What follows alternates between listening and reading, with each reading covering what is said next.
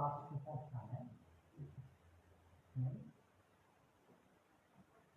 Apocalipse, capítulo 2, versículo 18, diz assim: E ao anjo da igreja de Tiatira, escreve essas coisas e diz: o Filho de Deus, que tem os seus olhos semelhantes a chama de fogo e seus pés semelhantes ao bronze de fuleiro. Eu conheço as tuas obras e a caridade e o serviço e a fé e a paciência, e que as tuas últimas obras são mais do que as primeiras. Porém, eu tenho umas poucas coisas contra ti, porque toleras aquela mulher Isabel, que chama a si mesma de profetisa, e ensinar e a seduzir os meus servos a cometer fornicação e comer das coisas sacrificadas aos ídolos. Eu lhe dei tempo para que se arrepender dessa fornicação, e ela não se arrependeu.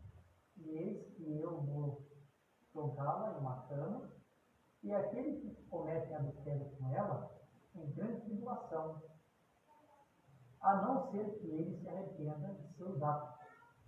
Eu destruirei os seus filhos com a morte, e todos eles saberão que eu sou o que esquadrinha os fins dos corações. Eu darei a cada um de vós conforme as vossas obras. Mas digo-vos, e hão de mais de Tiatira, todos que não têm essa doutrina e que não conhecem as profundezas de Satanás, como eles falam, eu não colocarei sobre vós nenhum outro fato. Mas aquilo que vós tendes retende, aquilo que vós tendes retende até que eu venha. Amém? Amém. Nós vamos estar orando aqui pelo pedido de oração, aproveitar da oração pela Tainá, pelo Raio, Tainá, cunhado da irmã Ivone, que sofreu ali um pequeno acidente de bicicleta. Eu tenho que já está em casa, né? Está em casa. Orar pela recuperação dela. Também oração pelo Antônio Ferreira da Cruz, do Turno. Oração pela nossa irmã Zéza, pelo Fábio e pela irmã Maria, a do Edmundo Soares. Oração pela nossa irmã Iracia, nossa irmã Guilherme, pelo Celino. Oração também pelo Arthur Pereira, do Morro Soares. Vamos interceder por esse tipo de oração. Também, Senhor Jesus, obrigado por essa noite abençoada, nós estamos na tua presença. E que o Senhor nos reúne aqui nesse lugar, Senhor, para nós poder ter esse momento abençoado, depois de termos passado toda a semana, com consultas, com provas, com tribulação, alguns com dificuldades. E nós poder ter esse momento para chegar aqui, esquecer todas as dificuldades da semana, e aqui poder, Senhor, nos derramar aos pés da cruz, nos entregarmos completamente a Ti, saber que o Senhor tem algo especial no teu coração, para o nosso coração, e que os teus filhos que saíram das suas casas e vieram para estar aqui, não serão frustrados, serão abençoados por meio da tua palavra. Eu, de mim, não tenho nada para oferecer para os teus filhos, mas que nessa noite possa haver uma entrega, e o Senhor possa tomar esse humilde servo e usá-lo nas tuas mãos como assim o Senhor desejar. Cada pedido de oração nessa noite expressado por meio desses pedidos aqui na frente, posso ter o Espírito Santo operar, meu Deus, agir e falar a meus corações deles. O Senhor possa colocar com a tua mão santa de poder da cura, da libertação, curando, tirando todo o mal, amém, suprindo toda a necessidade daquele que tem necessidade. O Senhor conhece cada pedido que foi feito aqui. E no nome de Jesus Cristo, meu Pai, nós oramos e entregamos tudo nas tuas mãos. Em precioso nome de Jesus Cristo. Amém. Deus continue abençoando os irmãos. Vou colocar um pouco para cá, eu também vou usar o projetor. Vamos dividir um pouco aqui o espaço. Só vou dar aqui no início do nosso carinho. Amém. Então, nesta noite eu quero ler algumas escrituras para os irmãos. Quero falar um assunto bem importante, que eu creio que nós vamos iniciar hoje, e vamos a alguns alguns domingos falando, dando continuação desse assunto. Domingo passado, eu creio que nós fomos muito abençoados com o culto, né? A palavra que Deus nos deu a respeito daquela advertência que Deus nos deu sobre vigiarmos os espíritos mórbidos, né? Que são sorrateiros, sabem como entrar, sabem como tirar a alegria, o gozo das pessoas, né? E depois da pregação, durante a semana, eu tive bastante mensagem no meu WhatsApp. Pessoas de fora que ouviram, foram abençoados, que parece que estavam esperando por algo assim, né? E receberam assim, a bênção da palavra. E até eu estava dando uma olhadinha no nosso canal ali. Foi uma pregação que mais teve visualização em menos tempo. Pensei, realmente Deus estava no assunto mesmo, né? Deus queria que a gente falasse sobre esse assunto. Eu não me dei assim por satisfeito.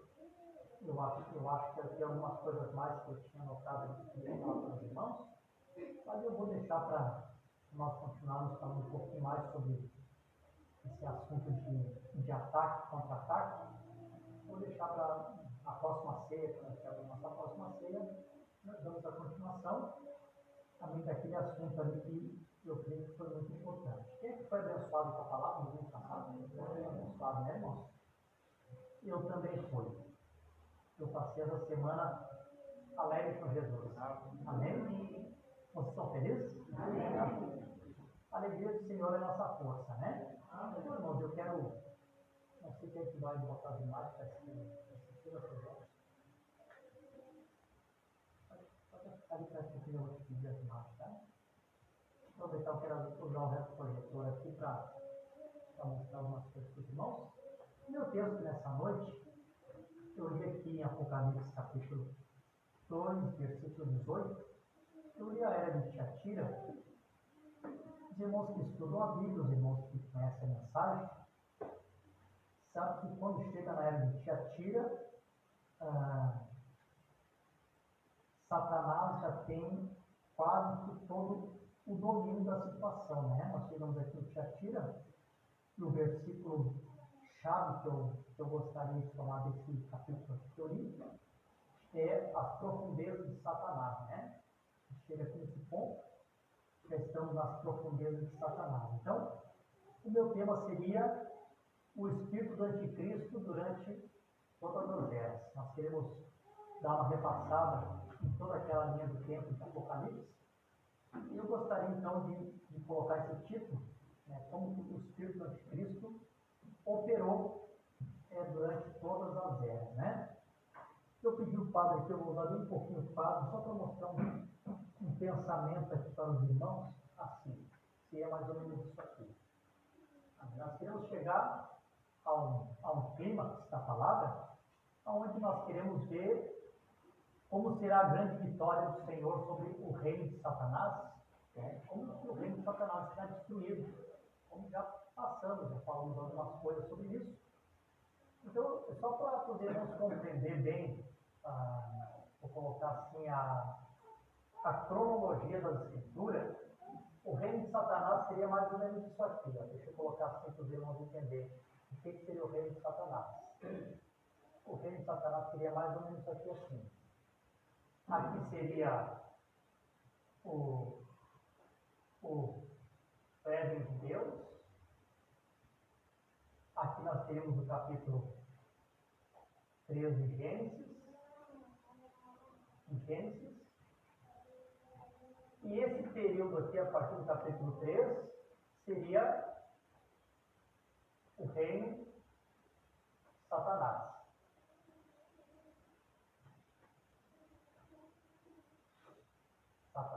Então, desde que Satanás enganou Adão e Eva lá no capítulo 3, é interessante eu colocar isso aqui, né? Porque no último ensinamento nós estávamos falando sobre a semente da serpente, né? Aqui a gente peguei um gancho das últimas mensagens, né? Deus é perfeito, né, irmãos? Eu não planejei isso. Também é providência de Deus, né? Então, A partir da queda de Adão, aqui para trás nós temos o Éden perfeito de Deus, sendo governado por Adão. A partir do capítulo 13 de Gênesis, nós temos o reino de Satanás, ou como o profeta nos ensinou, o Éden satânico. Né? Mais ou menos aqui no final, em Apocalipse, Apocalipse capítulo 20, que é a prisão de Satanás. Aqui encerra o reinado de Satanás, o Senhor tem completa vitória sobre ele. E aqui então nós entramos no milênio. Simples a cronologia bíblica, né? Fica fácil de compreender, né? Então, nós vamos falar sobre esse reino de Satanás durante alguns cultos. Nós vamos do princípio ao fim, aonde ele é derrotado, e aonde se introduz o milênio. E nós vamos entrar no milênio dentro, se Deus assim permitir. Então, com a ajuda de Deus, nós queremos também ver todo esse reino de Satanás, como ele tem operado, como ele tem trabalhado. Deus os irmãos compreender isso aqui? Simples, né? Eu fiz assim um gráfico bem simples para os irmãos compreenderem. O Éden de Deus, o Éden de Satanás e aqui o Éden restaurado. Né? O profeta fala sobre 3 Éden. O Éden de Deus, o Éden de Satanás e o Éden restaurado. Amém? Amém. Bom, então vou colocar aqui nosso gráfico que nós estamos acostumados a colocar. Eu vou colocar também numa ordem cronológica aqui, só para dar um início. Depois eu vou usar aqui o projetor para mostrar algumas imagens para os irmãos. Então vamos lá. Bom, eu até estou repassando isso porque alguém esses dias me perguntou assim, pastor, eu tenho uma certa dificuldade que eu leio Apocalipse, mas eu estou entendendo o que está sendo falado, mas tem algumas coisas eu não entendo se já se cumpriu, se vai se cumprir, se agora já aconteceu aqui, se vai continuar a tribulação. Sei que as pessoas têm esses pensamentos, né? Então a gente dá uma repassadinha para que os irmãos possam acompanhar o que o Espírito Santo está nos trazendo, tá? Então eu vou colocar assim, nós temos o período aqui, esse período aqui, de Apocalipse, capítulo 1, e o versículo 5 e o 6. Deixa eu ler aqui para os irmãos, o 5 e o 6, diz assim. E de Jesus Cristo, a fiel testemunha, e o primogênito dos mortos, e o príncipe dos reis da terra. Ele nos amou, nos lavou do nosso pecado, em seu próprio sangue, nos fez ser sacerdote para com Deus, seu Pai, e a ele seja a glória e o domínio para sempre. Amém. Então, isso aqui, Apocalipse 1, o 5 e o 6, é a primeira vinda. Tá bom, irmão? Primeira vinda. Então, os irmãos, não se esqueçam mais disso. Quando vocês quiserem colocar, quem anota, quiser colocar em ordem a cronologia de Apocalipse, começa por aqui. Capítulo 1, versículos 5 e 6, fala a respeito da expiação do seu sangue, que nos compra para Deus e nos faz reis e sacerdotes. Amém? Compreendendo? Simples, né? Então, todos de acordo que isso aqui é a primeira vinda? Não estão de acordo comigo? Não, né? Então tá. Bom, então, amém. Depois da primeira vinda, a conclusão da primeira vinda, amém, é o Calvário, é a subida do Senhor Jesus Cristo. Quando o Senhor Jesus Cristo sobe, então vem a descida do Espírito Santo, e a descida do Espírito Santo vem, então inicia-se a dispensação da graça, ou a dispensação da igreja, ou como o profeta nos ensinou, a 7 eras da igreja. Né? Tem alguns estudantes da Bíblia que colocam os mais como dispensação, o profeta usou como 7 eras. Né? Então eu creio que seria a 6ª dispensação, a dispensação da igreja ou a dispensação da graça. Então aqui nós temos as 7 eras da igreja. Vou simbolizar aqui com o castiçal, para que os irmãos saibam que o castiçal sempre representa as 7 eras. Amém?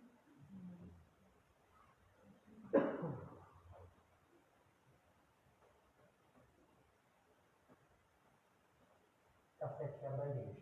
Bom, eu vou parar aqui. Eu não vou usar mais o quadrinho, eu vou ter mais passado aqui, só para os irmãos saberem. As 7 eras da igreja, para quem quer manter a ordem da escritura, então, está em Apocalipse, no capítulo 2 e o capítulo 3.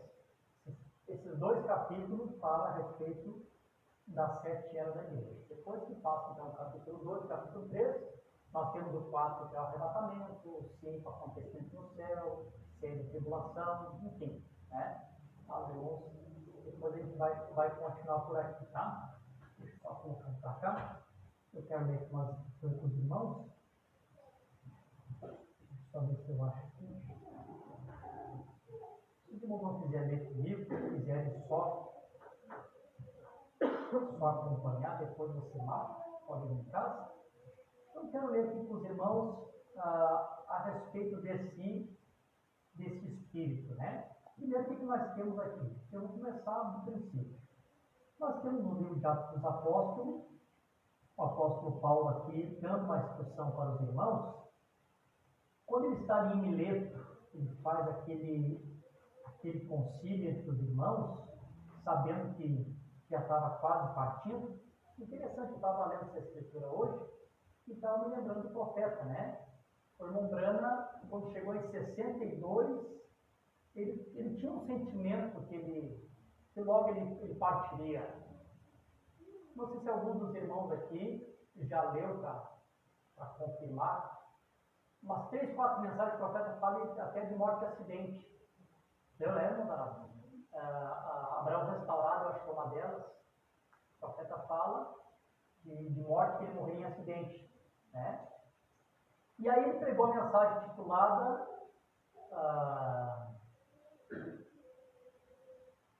Pondo-nos ao lado de Jesus, e ali ele coloca um plano para o futuro. O seu partir, o plano para o futuro que eu tenho é esse. Mostrou como a igreja deveria continuar depois da sua partida, né? Era profeta, sabia que algo estava para acontecer, né? O apóstolo Paulo também, o mensageiro, o profeta da primeira era, quando ele chegou nesse ponto também, então ele convida os irmãos, faz a reunião, e ali ele faz uma palestra. Não vou ler toda a palestra que Paulo deu, mas eu vou ler aqui a parte final, a parte profética. Ele diz assim: porque eu não vos deixei de declarar todo o conceito de Deus. Tenham cuidado, pois, de vós mesmos e de todo o rebanho sobre o qual o Espírito Santo o constituiu bispo, para alimentar a igreja de Deus, que ele adquiriu com o seu próprio sangue. Aqui Paulo está pregando para os presbíteros, os bispos, até tipo uma reunião de ministros. Né? Então ele está sabendo que a partida dele está chegando, e aqui ele começa a fazer uma advertência, né, para aqueles homens. E no versículo 29 diz assim, porque eu sei que após a minha partida, lobos vorazes entrarão no meio de vós e não pouparão o rebanho. Né? Só que o Paulo já começa a ter uma visão de como que esse espírito do anticristo, meu tema é o espírito do anticristo durante as 7 eras. Como que esse espírito entraria nas eras da igreja. Amém? Então aqui em Atos, ele faz essa previsão. Ou ele afirma, né? Eu sei que na minha partida entrarão lobos ferozes, entrarão no meio de vós, e esses lobos não vão poupar o rebanho. Começou por aqui. Quando Paulo também já está aqui escrevendo a carta aos 2 Coríntios, também já estava próximo da sua partida, no capítulo 11, ele diz assim, e a gente nota que aqui no capítulo 11, Paulo chega a estar até preocupado, que está nervoso com a situação, porque sendo profeta, ele sabia o que ia acontecer. Né? Aí diz assim, quisera eu suportar em Deus um pouco em minha loucura, e de fato me suportai, porque tenho ciúme sobre vós, com ciúme divino, porque vos tenho desposado com o marido, para vos apresentar como uma virgem pura a Cristo. Mas eu temo que, de algum modo, assim como a serpente enganou Eva com a sua sutileza, que as suas mentes sejam corrompidas da simplicidade que é em Cristo. Porque se alguém for pregar-nos outro Jesus, que nós não temos pregado, ou se recebeis outro Espírito que não recebeste, ou outro Evangelho que não aceiteis, e vós podeis suportar. Porque supõe que nada foi inferior aos demais superiores apóstolos. Mas, embora eu seja rude no discurso, contudo não sou no conhecimento. Mas temos feito manifesto totalmente entre vós em todas as coisas. Deixa eu pular aqui um pouquinho. E aqui no final ele diz assim: mais do que faço, farei para que eu possa cortar a ocasião, os que desejam ocasião, no que eles se gloriam e sejam achados assim como nós. Porque tais falsos apóstolos, ou menos enganosos, transformando-se em apóstolos de Cristo. E não é de se admirar, porque o próprio Satanás transfigura em anjo de luz. Portanto, não é grande coisa se os seus ministros também são transformados em ministros de justiça, cujo fim será conforme as suas obras. E aqui no capítulo 11, São Paulo diz: eu quero que vocês me suportem, né? Tem uma outra coisa: eu estou em suporte na minha loucura. Paulo diz assim, né? Aqui está ciúme, e outra tradução está: eu estou zeloso de vós como Deus de Deus. Então ele tinha aquele zelo, mas ele sabia que aquela serpente, de uma certa forma, entraria sendo profeta e de uma certa maneira tiraria a igreja da simplicidade que ela estava caminhando, amém, como o Senhor Jesus Cristo tinha ensinado. Vocês estão felizes? Amém. Amém. Só que Paulo está profetizando a vinda desse Espírito, e logo nós encontramos que um pouquinho antes dos apóstolos partirem, a partir dos apóstolos, nós encontramos que esse Espírito já começa a se manifestar. Aí Deus começa a trazer advertência. Tem 2 versículos aqui que eu quero ler. O 2 e 18 de 1 João, que ele diz assim: filhinhos, é a última hora, e como vos ouviste que o anticristo há de vir. Então aqui já está mostrando para vocês. Lembram, né? O anticristo tem que vir. Só que o João já está trazendo uma advertência. Quantos aqui leram que o profeta disse que João escreveu as cartas depois que ele veio do Apocalipse, da ilha de Patmos? Não sabe que as cartas foram escritas depois do Apocalipse, né? Então, como ele sabia já do Espírito Anticristo, agora ele já começa a trazer uma advertência. Né? Filhinhos, é a última hora, e como vós ouviste que o Anticristo há de vir, e mesmo agora há muitos anticristos. Interessante isso aqui, né? Como é que Deus trabalha? Deus trabalha assim: Deus envia um homem, unge aquele homem com o seu espírito, um mensageiro para ela, e depois que aquele homem ungido vem, aquela unção se espalha entre muitos outros homens ungidos, não é assim? E a mensagem daquele homem espalha-se pelo mundo. Não é assim o programa de Deus? Lembra que o profeta disse? Que depois que ele partisse, Deus levantaria homens que trariam mais sentido no que ele tinha dito. É assim? O profeta disse que seriam homens, aqueles homens que se mantêm fiel à sua mensagem. Amém. Né? Então, Deus tem um ungido da era, e desse ungido, Deus depois unge muitos outros com aquela mesma mensagem. Compreende isso, né? E vocês veem que Satanás é a mesma coisa. Ele tem o anticristo, uma falsa unção, e aqui o João está dizendo que tem o anticristo, e também já tinha aparecido muitos anticristos, no plural, homens que já estavam sendo ungidos com aquela falsa unção, para também divulgar o engano de Satanás. Perfeito, né? Um paralelo, né? Aleluia. Anticristos, que foram ungidos com aquele espírito do anticristo. Você lembra que o profeta ensinou? Anticristo, antipalavra. Amém? Por isso sabemos que esta é a última hora. Louvado seja o nome do Senhor. No capítulo 4 também, versículo 1, ele fala assim, aqui já fica um pouquinho mais declarado. Amados, não creais em todo espírito, mas provai se o espírito são de Deus. Então, deixa eu parar aqui e fazer uma pergunta para os irmãos. Como é que se prova? Como é que se prova esses espíritos, irmãos?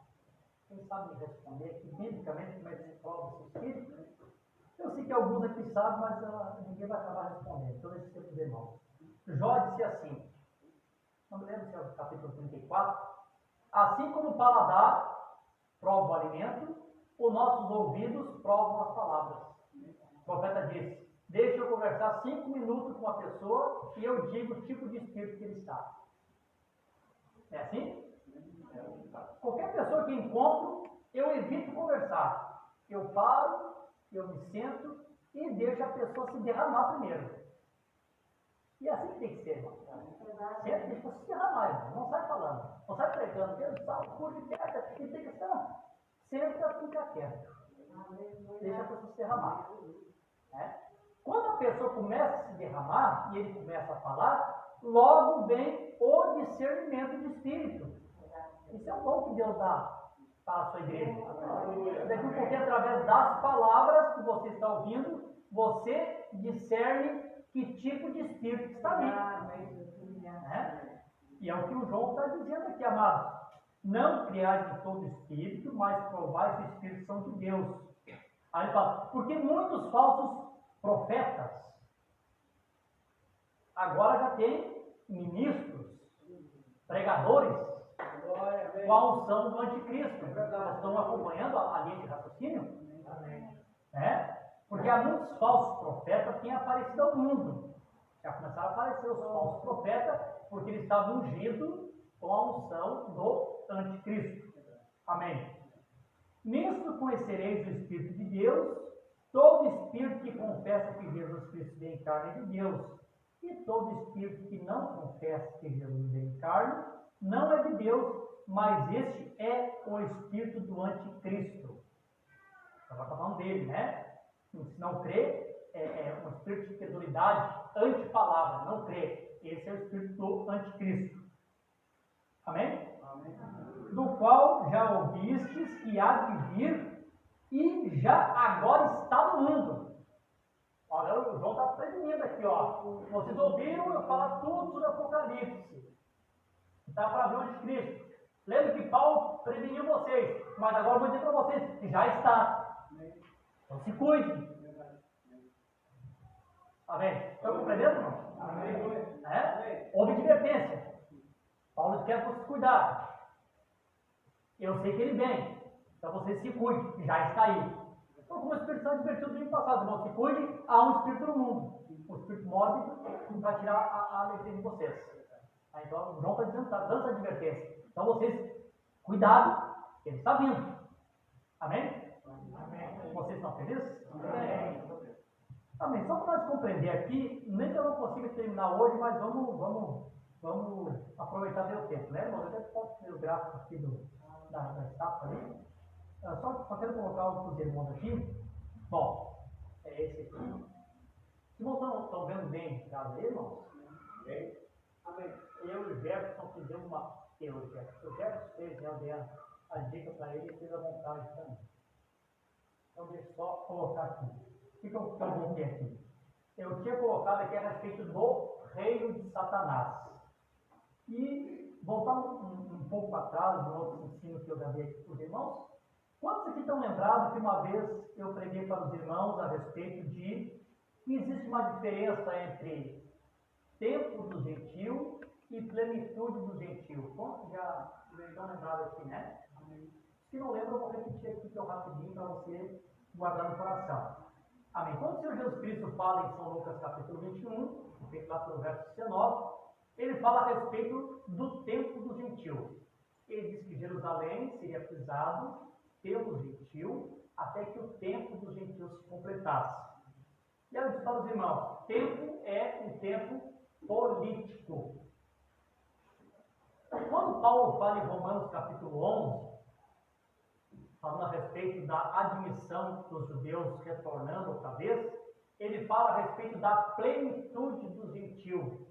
Plenitude é um tempo espiritual. Então, essa estátua aqui, que o Nabucodonosor teve o sonho e que o Daniel deu a interpretação, isso aqui tudo é o tempo dos judeus. Isso é um tempo político.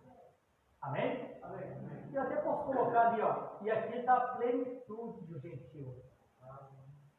Não compreende isso? Amém. Ó, aqui nós temos o tempo do gentio, o tempo político, do reinado do anticristo.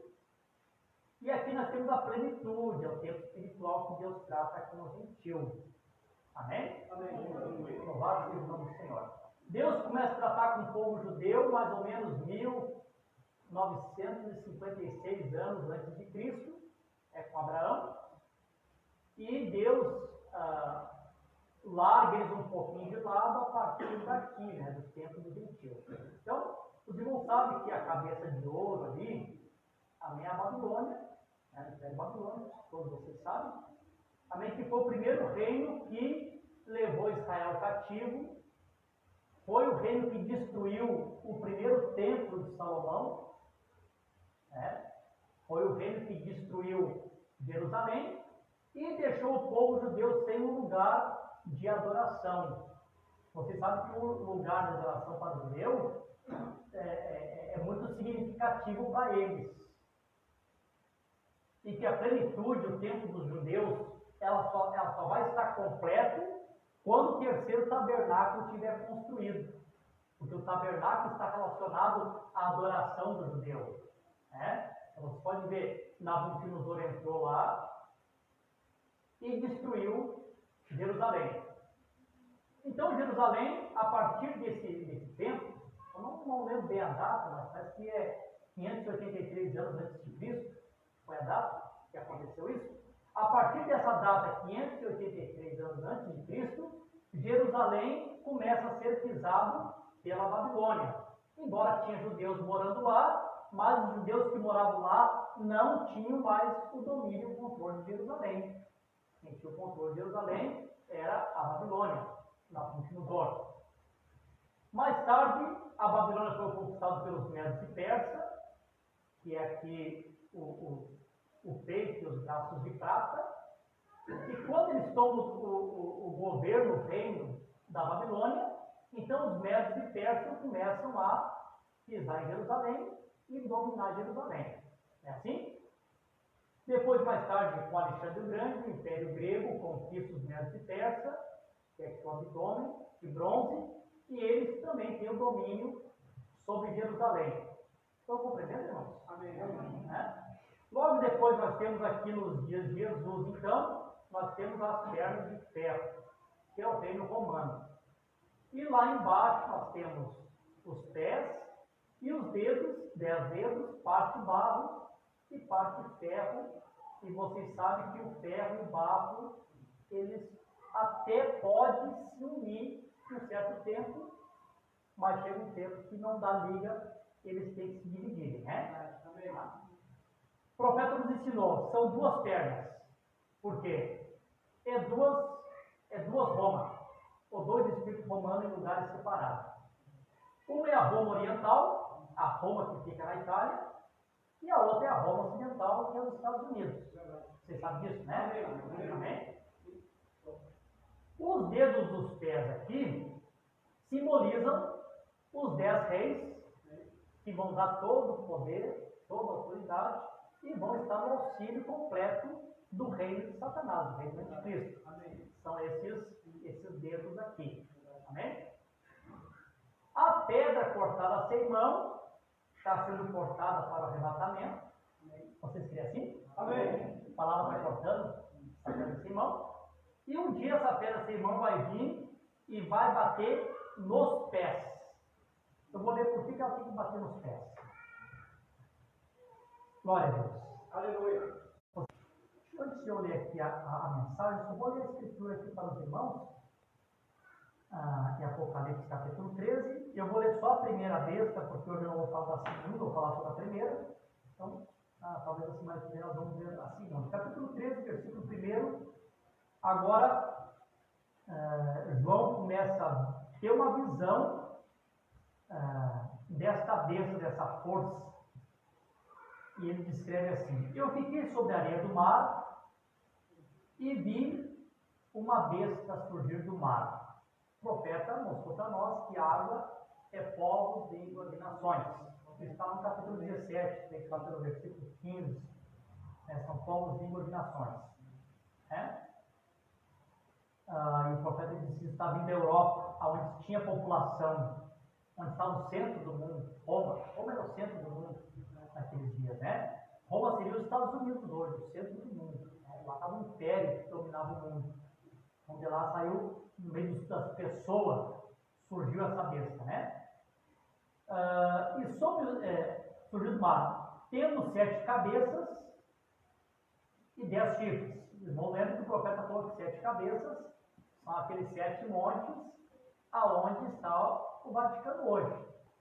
Existem 2 cidades no mundo que têm 7 colinas, que é Cincinnati, nos Estados Unidos, e Roma. Amém. Cincinnati não tem nada. E Roma está lá, o Vaticano bem sobre as 7 colinas. Não sabe disso, né? Amém. Essas são as 7 cabeças. Né? Os 10 chifres são ali os 10 reis que vão depois a todo o seu poder, toda a sua autoridade para a besta. E sobre os seus chifres, 10 coroas. Por que coroas? Porque eles são coroados, eles recebem, coroa é poder, autoridade, governo. Eles recebem poder e autoridade para governarem junto com a besta. Lembra depois do capítulo 17, a Bíblia diz que eles recebem poder e autoridade para reinar com a besta. Então, porque cada um deles recebe coroa. Amém. Então, vocês também vão ter a coroa, vocês vão ter domínio, vocês vão ter controle. Né? Então, é dado uma parte para eles. Dá para contentar todo mundo? Vamos fazer aqui um reino de paz, vamos deixar todo mundo contente. Mas não, é poder, é coroa, não tem problema.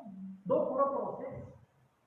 Assim como no reino de Deus também, né? Olha o paralelo, né? Os apóstolos, Senhor, o que nós vamos ganhar? Porque nós deixamos tudo para te servir. Então, nessa vida nós vamos ganhar 100 vezes mais. E no porvir, o negócio é trono, é poder. Vocês vão ter 12 tronos, vocês vão ser coroados, vocês vão governar. Mais ou menos assim. Amém. Assim como Deus trata dessa forma, o diabo também, né? Não, é coroa que vocês querem? Não se preocupe, vocês também vão ser coroados. Vocês vão ter domínio, vão ter controle, fique tranquilo. Vai ser tudo dividido. Como eu disse, Satanás tinha tudo em mente para ter um reino bonito de paz. Só que Moisés e Elias estavam estragando a festinha do diabo. Né, irmão? Se você tem um eleito para acabar com a festa do diabo. Aleluia! Amém. E sobre a sua cabeça, aqui na minha Bíblia, King James, está o nome de blasfêmia. Eu acho que na de vocês está um nome de blasfêmia, né? Amém. Eu sei que está assim, que a minha João Ferreira realmente está um nome de blasfêmia. Aqui está o nome de blasfêmia. Por que aqui está o nome de blasfêmia? Quando nós vamos em Apocalipse 17, fala que tem nomes, no plural, de blasfêmias. Por que aqui é um nome e lá são nomes? Porque aqui aparece ela, a princípio, uma única igreja, com um nome de blasfêmia, Igreja Católica Apostólica Romana. Não é assim? Ela perde o nome de Jesus, porque ela era a segunda Eva, com a segunda esposa de Adão, a Senhora Jesus Cristo. Ela se torna mãe e ela perde o nome. Então ela recebe um nome de blasfêmia. Quando ela gera filhas, e as filhas também recebem nome, então de um nome passa a muitos nomes. Então, nomes de blasfêmias. Estão me acompanhando? Amém? Nome de blasfêmia. E a besta que eu vi era semelhante a um leopardo, seus pés como os pés de um urso, sua boca como a boca de um leão. E o profeta diz que se parece com vários, porque são todos animais de Apocalipse que se unem uma só. Lembram disso, né? Então, por isso que aquela tem a aparência de vários animais juntos, né? E o dragão, que era Roma, lhe deu o seu poder, o seu trono e a grande autoridade. Então, Roma, que dominava o mundo através da política, do Império Romano, toma esse trono de autoridade política e entrega para a besta, para esse poder papal, e a partir dali, então, esse poder papal começa a controlar o mundo. Amém? Amém. Está simples, irmãos? Amém. Pelo amor de Deus, não fiquem com sono. Amém. Me acompanhe. Amém. Isso é bom. E vi uma das suas cabeças como que de ferida para a morte, e a sua ferida mortal foi curada, e todo mundo se maravilhou com a besta. Deixa eu comentar um pouquinho sobre isso aqui. Eu sei que alguns irmãos já leram o profeta falando isso, eu vi o profeta também citando isso, não lembro qual mensagem, mas o profeta diz que essa ferida mortal, que ela foi curada, foi que a Roma pagã, ela perdeu aquele domínio lá com a invasão dos bárbaros, todas aquelas guerras que tinha, o Império Romano perde a força, então ela é ferida, e depois ela é curada quando ela ressurge como uma Roma papal. Então parecia que o Império estava morrendo, e leu o profeta dizendo isso, só para confirmar que o monte levantar. Parece que ela está morrendo, logo ela ressurge de novo. Mas também nós temos outro detalhe bem importante. Também que a palavra tem duplo, triplo, muitas vezes pode se cumprir. E essa escritura também se cumpriu de uma outra maneira. Por exemplo, assim, mais ou menos pelo ano de 1700 ali, os irmãos lembram, quem estudou história lembra, que Napoleão Bonaparte invadiu a Roma e manteve o Papa preso. E levou muitas coisas do Vaticano, né, com ele, o despojo. Quem é que ouviu falar disso? O marido ouviu falar disso, né, marido? Foi no Daravos também. Levou o despojo, tirou a autoridade que o Papa tinha. Porque Napoleão Bonaparte não cria muito na religião católica. Tá? Tira aquele poder que ele tem. Quando chegou mais ou menos em 1870, eles tentaram unificar a Itália, que era dividida em vários pedaços. Então, começaram a fazer algumas guerras, algumas diplomacias, para unir a Itália de novo em um país só. Quando fizeram essa unificação, o Papa, não era o Pio IX, ele não quis aceitar essa unificação, porque ele queria, se tivesse uma unificação, que ele fosse o imperador supremo, né, que é a parte do Estado papal. Como ele não aceitou, então unificaram a Itália e deixaram o Vaticano de fora. E a partir dali, o Vaticano não participava de nenhum assunto diplomático, e não podia se envolver em nada, não podia aparecer em público, e todo aquele período, os papas ficavam presos no Vaticano. Não pode pesquisar, está na história, ficavam presos. Então, quando chegou nesse período, que foi um período sombrio para a Igreja Católica, foi um período que ela foi ferida, de 1870 até 1929, os papas ficavam confinados. Quando chegou em 1929, Benito Mussolini libertou os papas dessa prisão, tornou o Vaticano um Estado. Você sabe, Tratado de Ladrão, 1929. Então o Vaticano passa a ser um Estado agora, e o Papa, que era apenas um líder religioso, passa a ser líder religioso e chefe de Estado. E a partir de 1929, o Papa começa a participar de todo tipo de conferências que existem e dá conselho, como até hoje vocês veem. Em tudo o Papa tem que dar a sua opinião, o seu veredito. Também aí se cumpre essa parte. Ela também recebe essa ferida ali em 1870, perde o poder por um tempo, e em 1929 ele é curado dessa ferida e ressurge, como vocês estão vendo aí, né? Firme e forte. Amém? Vocês estão felizes? Amém. Vocês estão entendendo? Amém. Então diz assim, e vimos das suas cabeças como ferida para a morte, e a sua ferida mortal foi curada, e todo mundo se maravilhou com a besta. E eles adoraram o dragão. Quem é capaz de guerrear contra ele?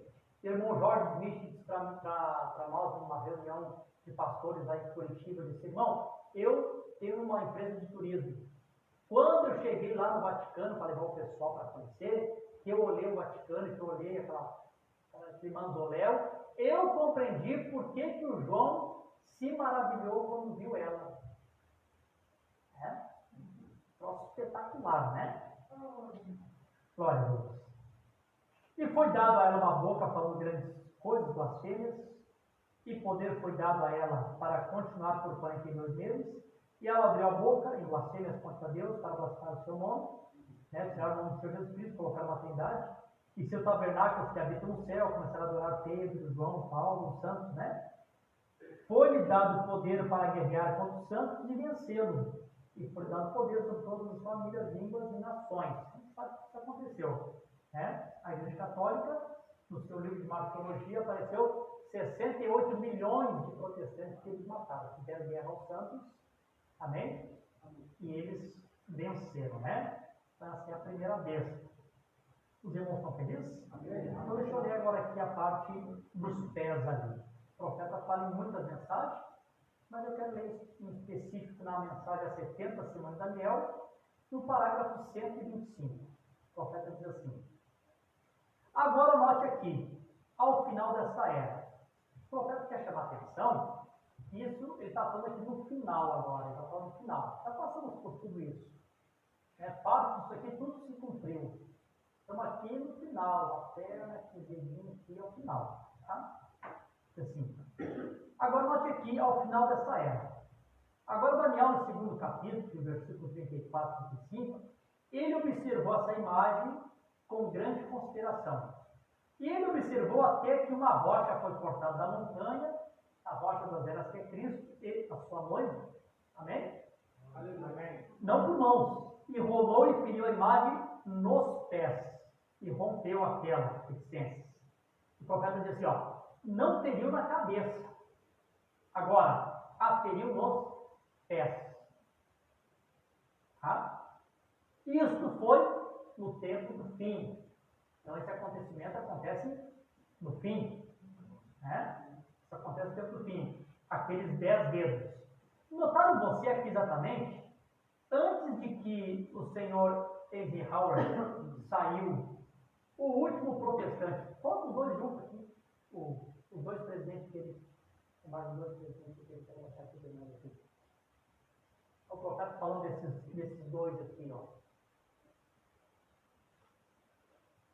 Eu vou lendo aqui com o Jefferson procura ali, diz assim, notaram vocês aqui exatamente? Antes de que o senhor Eisenhower saísse, o profeta disse, ó, o último protestante.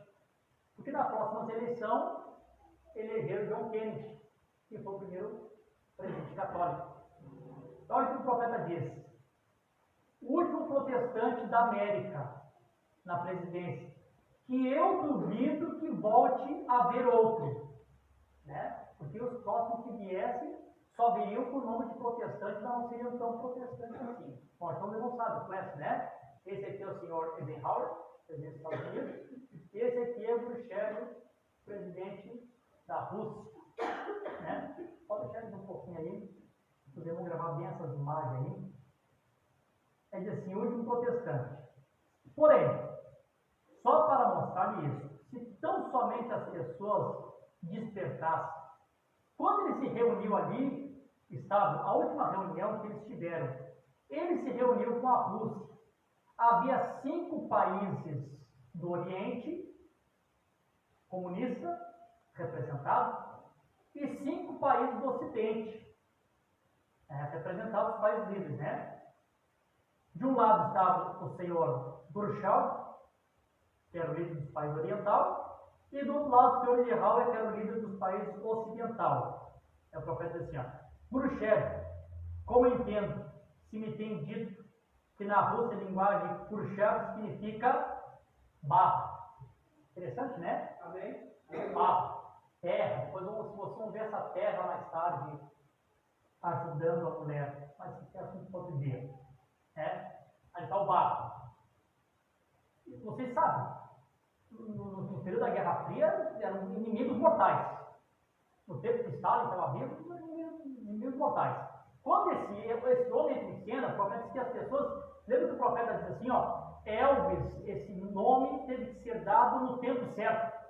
Rick, sabe que tem que ter um tempo certo até para as pessoas com o nome certo estar no lugar para a profecia se cumprir. Verdade. Então, tinha que ser no tempo certo, não podia ser o Stalin, não podia ser aquele outro, não esqueci o nome do... Tinha que ser esse Khrushchev que está nesse tempo, porque o nome dele significava barro. E por outro lado, nós temos o Eisenhower, que significa ferro. Ao final da Guerra Fria, o que estão tentando fazer?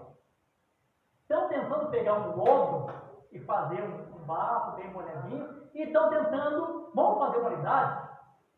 Vamos parar com a guerra? Gente, nós temos bomba atômica. Se nós tiver guerra, agora vamos destruir o mundo. É a primeira vez que um líder russo se senta com o Ocidente para fazer um acordo de paz. Quer voltar para essa imagem que ele está com o sapato na mão? E aí o profeta, quando viu essa imagem aqui, ó, os irmãos sabem que hoje o presidente fala qualquer coisa, tem toda aquela censura, né? Hoje, como presidente, não podia ter falado esse tom, não podia ter falado isso, hoje nós estamos vendo politicamente correto, não pode falar quase nada, né? Os irmãos imaginam, o homem está numa sessão extraordinária. Parece uma falta de ética, né? O homem tirar o sapato e bateu mesmo. Estão vendo lá que ele está com o sapato na mão lá? Ó, o sapato na mão e bateu. É bravo. Que começa essa sessão? Bateu na mesa. As pessoas olhando assim, os de fora, né? Olhando, mas que homem abusado, está se aproveitando da posição, porque é uma potência, porque os outros países querem paz com ele, está fazendo isso. Uma mente comum pensa assim. Quando o profeta olhou para essa cena, o profeta vê diferente. O profeta viu sapatos, barro. O que o profeta viu? Pés. Amém? Amém, aleluia. Ele diz assim, ó.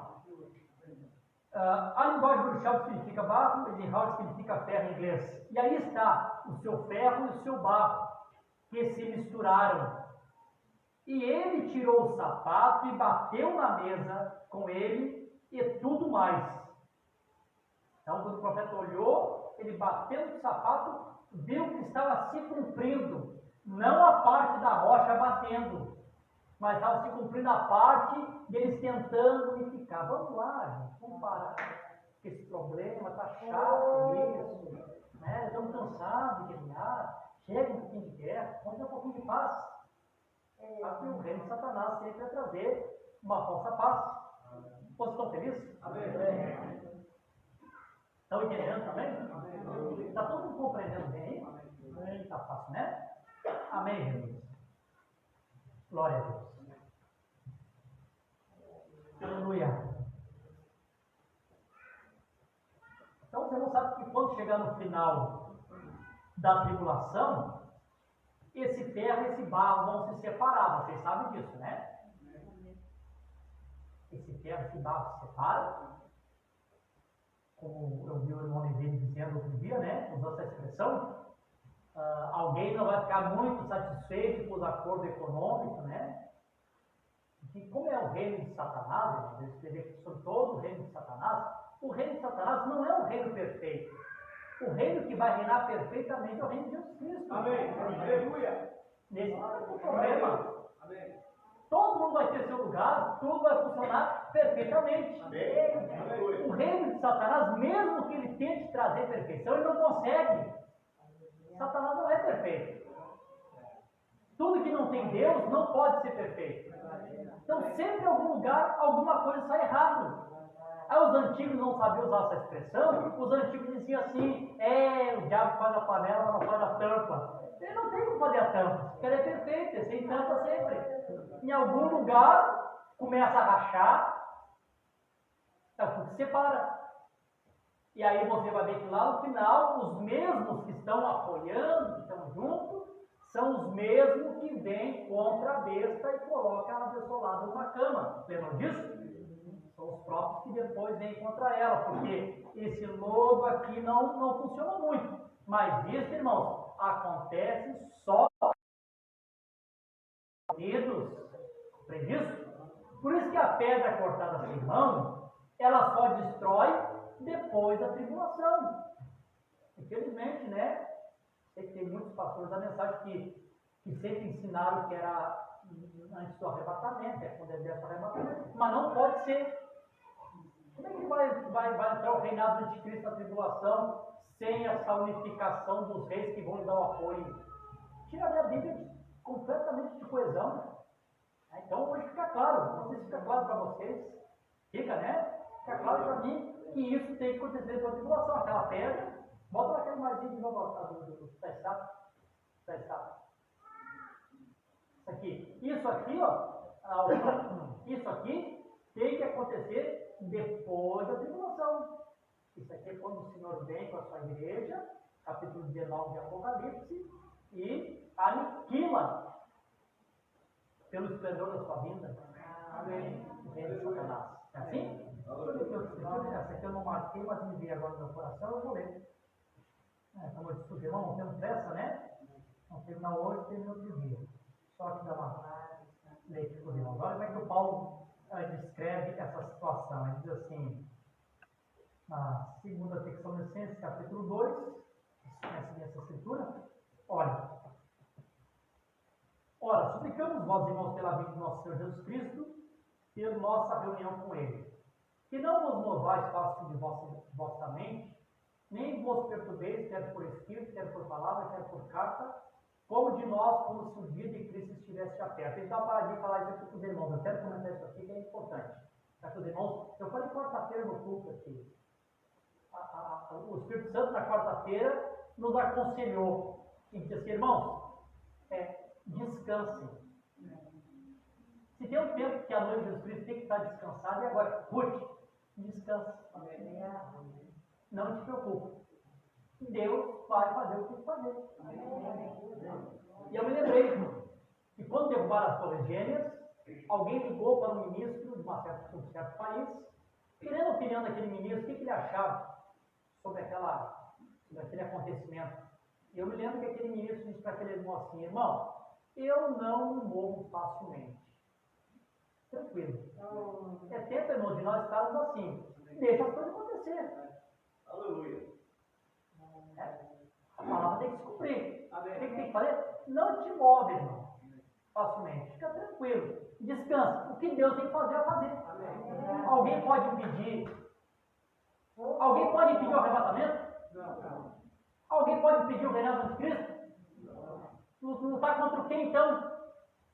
Não, vamos começar a votar em políticos da mensagem para ver se de repente eles impedem. Não impede, irmão. Bota irmão da mensagem, ela se corrompe tanto quanto qualquer outro. Amém? Amém. Aleluia. Vê que eu estou aqui. Não vos movais facilmente da vossa mente, do vosso sentimento, nem vos perturbeis, quer por espírito, quer por palavra, quer por carta. Como de nós, como se o dia de Cristo estivesse já perto. Ninguém vos engane, de maneira alguma, pois aquele dia não virá sem que antes tenha apostasia, o Espírito Santo de Cristo as eras, né? E se manifesta como do pecado, se revelado o filho da perdição, o qual se opõe se levanta contra tudo que se chama Deus ou se adore. De sorte que se assentará como Deus no templo de Deus, naquele tabernáculo que o anticristo vai dar para os judeus, né? Vai se assentar lá, querendo parecer Deus. Isso também está numa esfera espiritual, o coração também é o trono de Deus, também Satanás também se assenta nesse trono, porque sempre são as duas esferas, tanto espiritual quanto físico, né? Sempre tentando parecer Deus. Não vos lembreis quando ainda estava convosco do que vos dizia essas coisas, agora vos sabeis o que o detém, para que em seu próprio tempo seja revelado. Aí Paulo diz assim, porque o mistério da iniquidade já opera. Então, já está nas eras, já está acontecendo. Sim? Não em plenitude. Por que não em plenitude? Porque o chefe não está entre eles. Amém. Aleluia. Como é que tem um hino que eu vi alguém cantando? Acho que foi no amor que eu vi cantando. Não sei quem foi cantando, que dizia assim, ó. Antes da sua vida, eu me sentia só. Não é que esse hino, tem um hino assim, né? Que canta assim, né? Esse tipo de coisa, você está pensando nisso. A noiva de Jesus Cristo aqui na Terra, durante as eras, né? Aguardando o acontecimento que aconteceu, realmente, né? Parecia que ela estava só. Né? Nós recebemos a virtude, a presença do Espírito Santo. Amém. Quando o Senhor desceu, Jesus Cristo, palavra para revelar os sete selos para nós, o reino de Deus aqui na terra para nós parece que se fortaleceu, né, irmão? Tu não está assim mais seguro, porque assim o rei está no meio do arraial. Aleluia. Aleluia. Glória a Deus. Teve um irmão na América que quando o profeta partiu, enquanto os irmãos estavam lá, né, velando o irmão Branda, no tabernáculo dele estava pregando assim, ó, o rei está no meio do arraial. Porque se o mensageiro partiu, se o percursor partiu, o percursado está em cena. Cristo, palavra, teofania. Vamos compreender isso, irmão? Ele pôde captar a manifestação do Filho do Homem, Jesus Cristo, através do ministério profético, né? Vindo como Filho do Homem, não mais como Filho de Deus, ou como Espírito Santo repartindo, mas em ministério profético. Amém? O reino ficou mais forte, né? O rei está no meio do arraial. Bom, nesse período aqui é a mesma coisa. O reino de Satanás está aqui operando, mas aqui são principados, potestades, porque o chefe dele está lá em cima. Por isso que não está em plenitude. E o chefe que está lá em cima não pode descer, porque o Paulo disse aqui, que tem um que o detém. Não vos lembrais dessas coisas que vos disse quando a gente estava convosco, que agora vos sabeis que o detém para que seu próprio tempo seja revelado. Porque o mistério da iniquidade já opera. Somente há um que agora o resiste até que também seja tirado. Este um é o Espírito Santo com a noiva. Amém. Esse que está resistindo. Aleluia. Quando esse Espírito Santo com a noiva for retirado, não tem mais nada que o detém. Eu vou falar isso aqui para os irmãos, sei que talvez alguém vai se escandalizar, mas não tem problema. Eu vou falar porque eu sinto inspiração para dizer isso. Eu disse para os irmãos no culto, quinta-feira, ali no Sombreiro. Irmãos, o profeta chamava a declaração de um bando de ricos de etiquetas. Lembra disso? Na mensagem, assim que fui com Moisés seria contigo, o profeta nos deu testemunho que o Espírito Santo lhe chamou a atenção. Quem lembra disso? E disse, ó, não fale mais isso. Por quê? Porque no meio da denominação eu tenho eleito barro. Lembra disso? Né? Talvez eleitos para o rato, talvez alguns eleitos para a tribulação. Tem os salvos lá. Aí você às vezes passa por alguma denominação, vê alguma denominação, e alguns resquícios de bênção acontecem com eles, não acontece? Acontece. Verdade. Quem já recebeu aqui alguma bênção aqui numa denominação de cura, coisa assim, ó, vamos lá levantar a mão. Ninguém mais? Lá outra nem levantou a mão. A irmã Ivone levantou a mão, mas várias pessoas. Quem já foi o diabo que curou vocês? Foi Deus, não foi Deus? Não sei, alguns resquícios ainda acontecem. Não é assim? Quando o Espírito Santo for tirado, e o grupo que tem que sair para a tribulação, que tem que sair, ou para morrer, ou para passar para o outro lado, tem um grupo que morre, ou passa para o outro lado, acabou, não tem mais nada. Vai entrar completamente em domínio de Satanás. Aí sim, pode chamar de riqueza à vontade. Os irmãos compreendem isso? Fica completamente nas mãos de Satanás. Então, porque tem esse espírito que ainda o detém, que resiste, é que essas coisas não acontecem. Então, o diabo não pode operar completamente em plenitude. Né? Assim, o Deus nacional sincero invoca o nome do Senhor, por invocar o nome do Senhor, as coisas acontecem. Né? O diabo tenta, ele não pode estar na plenitude. Quando o Espírito Santo planta, agora não tem mais ninguém que me detém. Aí ele desce e toma conta de toda a política e de toda a religião. Completamente. Compreendido, irmãos? Está lá em cima. Quando o Espírito Santo sobe para a igreja, ele desce. Amém. Então será revelado em mim que o Senhor consumirá com o espírito da sua boca e destruirá pelo esplendor da sua vinda. O que destrói Satanás é o esplendor da terceira vinda, viu, irmãos?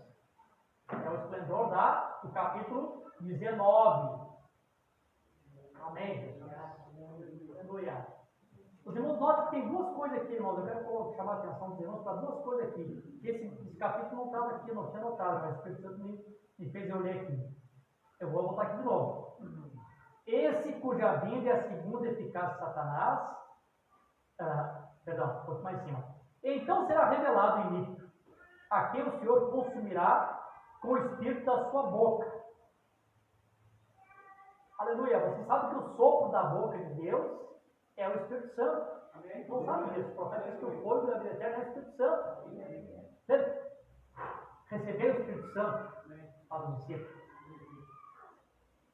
Em parte, isto já acontece. Em que parte? Deixa eu colocar para os irmãos. Vamos lá. Eu sei que eu não vou conseguir seguir aqui, eu vou ter que parar nesse capítulo, então eu só colocar desse para vocês. Por que em parte isso já acontece? Olha, irmãos, em parte isso já acontece pelo seguinte: toda religião olhava para Apocalipse, capítulo 6, versículo 1, primeiro selo. Nós tínhamos a igreja que mais ensina a respeito de Apocalipse. A igreja adventista disse: olha, pode ver aquela imagem só rapidinho da Vera ali, só para mostrar aqui os irmãos. Aí eles dizem: ó, ali, aquele ali é o Espírito Santo cavalgando. E ali tem um arco na mão porque tem a flecha do cupido. E quando ele atira a flecha do cupido, o amor de Deus é derramado no coração. E ao longo dos anos as pessoas foram crendo que esse aqui era Jesus Cristo cavalgando. Não foi assim?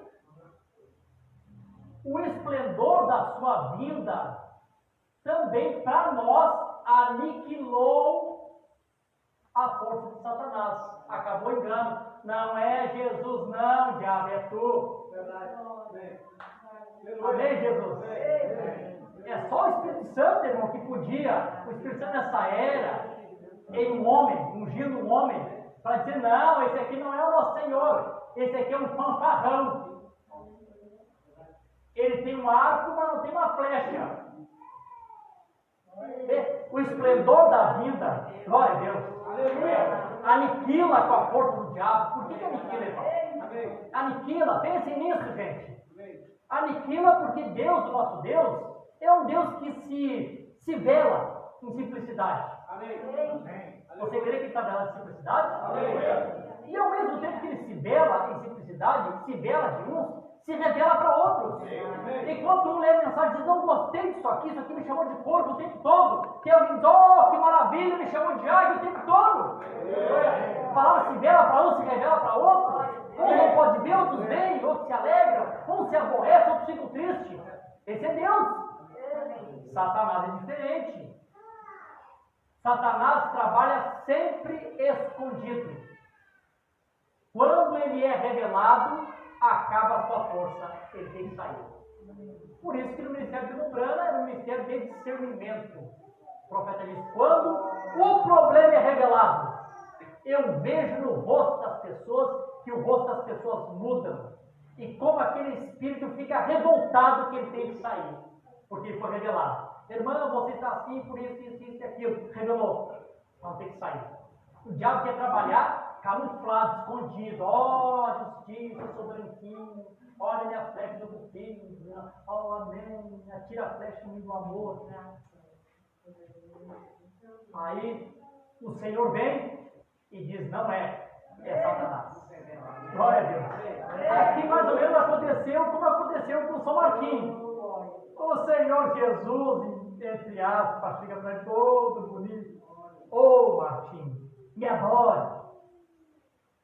Martinho olhou para ele: tu não é o meu Senhor, porque a palavra diz que meu Senhor vai ser coroado nos últimos dias pelo seu sangue. Sai, Satanás! Ó, amém, Jesus! Aleluia! Você pode dizer amém isso? Amém! Olha, irmãos, eu não cheguei na metade do que eu queria falar, essa hora passou. Você pode dar uma salva de palmas para Jesus?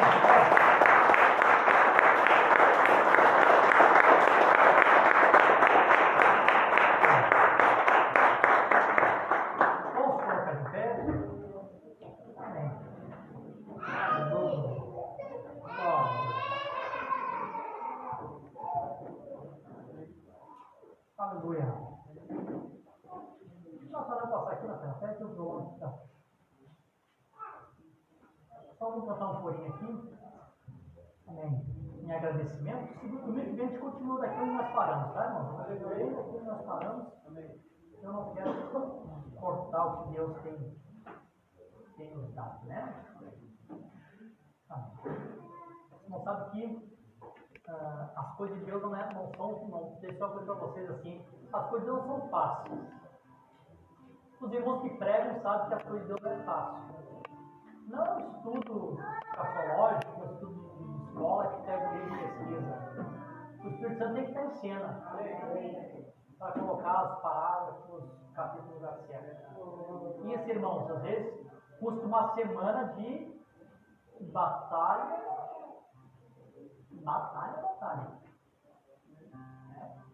Você quando já percebe que está chegando, está alcançando. Bom, parece que vem ele, todo o inferno junto, né? Então vamos dar valor para aquilo que Deus tem nos dado. Deus tem nos dado através de inspiração. Não vou dizer através de esforço, porque não é esforço. O profeta diz que não é esforço. O avivamento vem quando Deus quer mandar o avivamento. Deus tem enviado o avivamento. Não é porque, eu estou aqui, eu sou bonzinho, não. Deus quer mandar o avivamento da palavra, amém. Ele manda. Glória a Deus. Faz de maior. Vamos cantar um corinho assim. Vou cantar a primeira vez para você aprender. E depois vou cantar comigo. Meu pensamento está em ti, Senhor. Meu pensamento está em ti, Senhor. Meu pensamento está em ti, Senhor. Meu pensamento está em ti. Aleluia! Aleluia! Porque tu me deste a vida.